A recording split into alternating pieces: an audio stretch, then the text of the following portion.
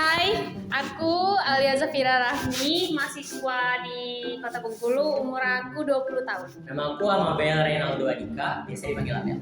Saya Allen Edric, saya sebagai manusia biasa.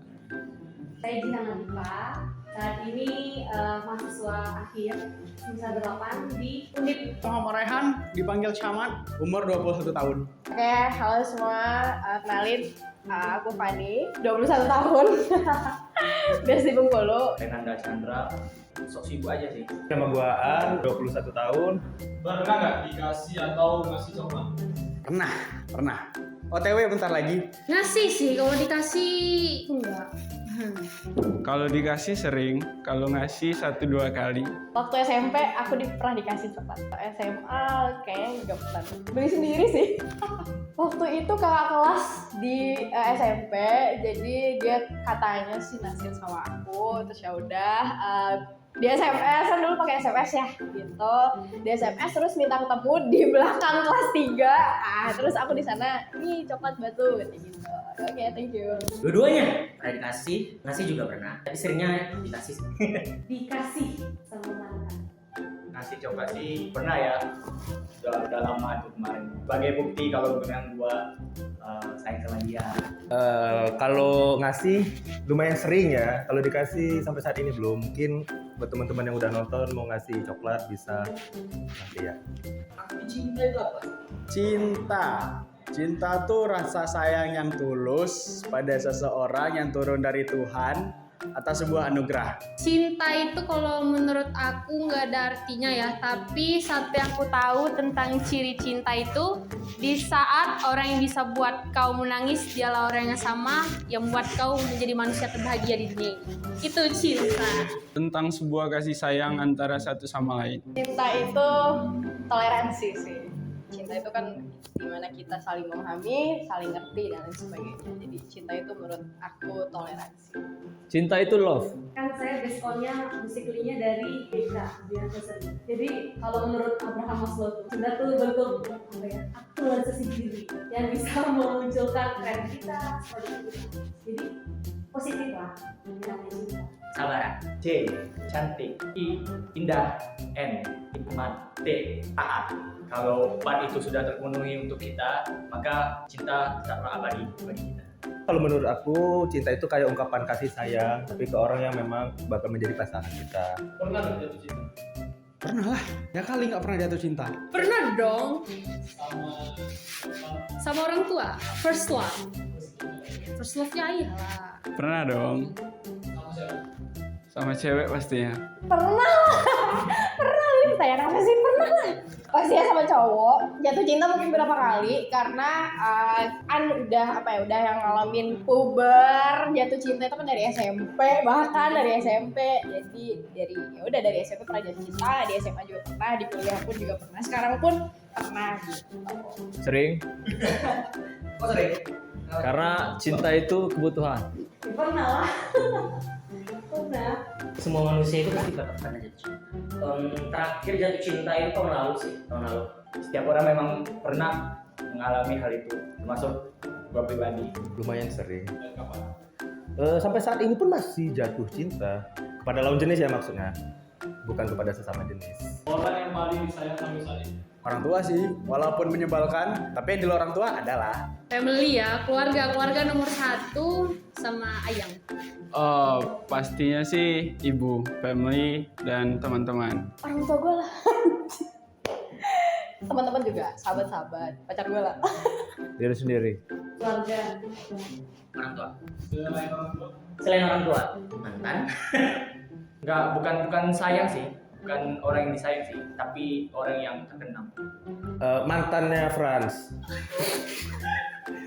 Sayang apa sama orang itu? Sayang apa sama orang tua? Sayang banget lah. Hilang orang tua satu aja bingung, apalagi hilang dua-dua. Itu sayang banget.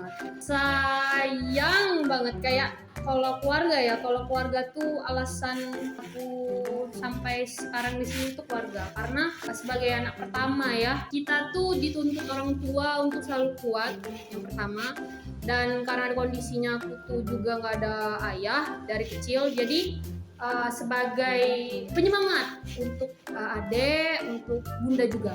Jadi kalau misalkan mereka nggak ada juga untuk apa? Jadi kalau bisa ditanya Semet, sayang banget. Sesayang cinta-cintaan. Lebih sayang dari aku menyayangi diriku sendiri. Sayang banget. Sayang sih kalau sampai sekarang diukur sayangnya itu masih sayang banget. Kalau diajak balikan sih masih mau sih, tapi masalahnya nggak diajak aja. Gua pernah sayang sama dia, sayang sekali. Sayang banget sampai beliin sukajan. Hal paling bucin yang pernah dilakukan. Banyak sebenarnya. Ya tergolong bener-bener bucin sih mungkin waktu SMA lah ya. Tahan ngantar jemput apa semacam, tapi sebelah tangan. Apa ya, kalau bucin terus ya. Kawan-kawanku tahu kalau aku bucin. Saking bucinnya tuh ada sebutan 5S, selalu siap sedia setiap saat. Nggak pernah sih, normal-normal aja kayak orang biasa. Pengen ketemu setiap minggu sih, soalnya kayak kalau 1 minggu gak ketemu tuh kayak, ini gue punya pacar gak sih? Hal paling bucin yang pernah dilakuin 2020, akhir 2020 itu pergi musulin itu seorang ke tempatnya. Oh, ada sih. Waktu gua sekolah. Waktu itu sekolah gua pernah punya pacar. Dia ini kalau dia ke sekolah itu kan selalu diantar sama orang tuanya. Jadi kalau dia tiap pulang sekolah itu kadang dia itu naik angkutan umum. Gua harus ini nih menunjukkan ke pacar gua kalau gua itu benar sayang sama dia. Jadi dari rumah itu gua seperti itu bawa 2 helm. Wah, agak panjang nih, nggak apa-apa nih. Jadi itu kelas 3 SMA tuh pernah lagi bucin-bucinnya kan. Sampai ninggalin temen saking bucinnya. Pertama tuh ngajak teman ke minum teh telur, baru mesen rokok sebatang. Kamu pergi bentar yo. Kemana? Pai bentar aja. 4 jam kamu tinggal. 4 jam kamu ninggalin kawan di teh telur gara-gara ngebucin. Gara-gara bucin. Pernah nggak sakit hati karena cinta? Pernah. Triple kill sih lebih tepatnya. Ya 3 kali deketin, 3 kali jauhin. Pedih nggak sih? Pedih kan? Lah iyalah. Aduh, jangan ditanya lah, pernah dong. Banyak ya, kalau ada provinsinya, dari yang paling rendah sampai yang sakit banget. Kalau yang paling rendah tuh kayak orang yang kita harapin tuh gak sesuai harapan kita. Itu sakit hati. Terus juga ya diselingkuhin itu sakit hati. Nggak dihargain itu juga sakit hati. Tapi level paling sakitnya diselingkuhin. Pernah sih, terakhir di zaman waktu lulus sekolah sama di semester 2 waktu kuliah. Biasa sih, kayak orang-orang biasa sakit hati lah. Pernah banget tahun lalu sih. Yang gue sakit hati, yang aku sakit hati itu ketika mantan gue yang itu ke mantan ya sakit hatinya ya. Mantan gue itu ngajak balikan tapi dalam maksud tertentu, which is gitu kayak yang gue anehnya dia ngajak balikan pas gue achieve sesuatu gitu, misalnya kayak gue dapet juara, gue dapet ini dan sebagainya, terus kayak wah ini mungkin dia mikir wah cewek ini keren kali ya pacarin lagi gitu kan, jadi ini gue sakit hati sih. Gue pernah gara-gara dia diem-diem itu balikan sama yang lain, terus itu kayak sampai 3 bulan galaunya. Mungkin hampir 2 kali sih. Pertama kan saya yang menyakiti, dan akhirnya saya merasakan bahwa saya jahat ke orang itu dan mengetahui bahwa itu jahat. Akhirnya saya yang merasa ya Allah ini udah kelewatan batas. Akhirnya aku menyesal. Hampir 2 tahun 3 tahun sih. Bukan sakit karena perbuatan sendiri sih, karena kejahatan sama orang, sama mantan itu. Saking seringnya udah kebal mungkin ya. Saking seringnya. Gimana cara healing dari sakit hati?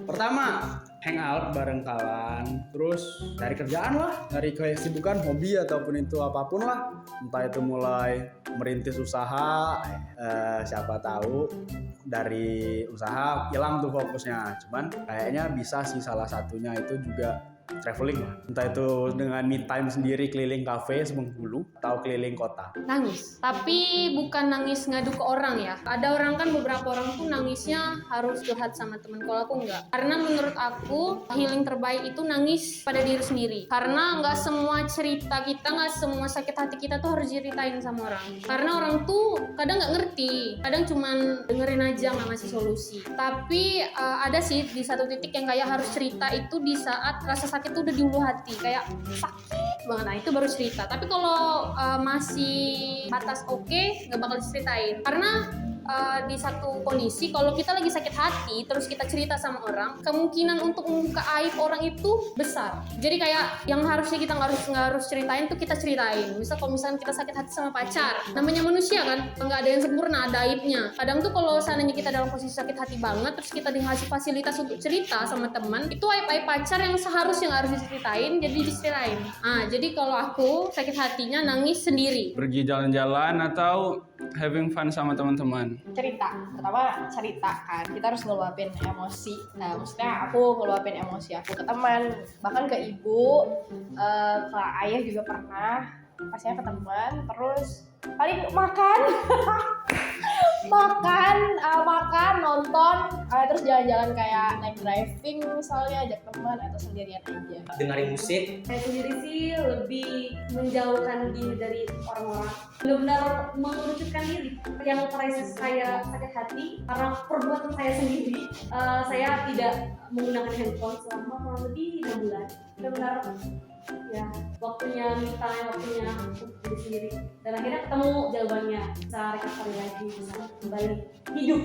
Gue sih kalau itu gue tinggalin aja dulu terus sejenak, kiranya kalau kata orang itu menghilang dari permukaan bumi.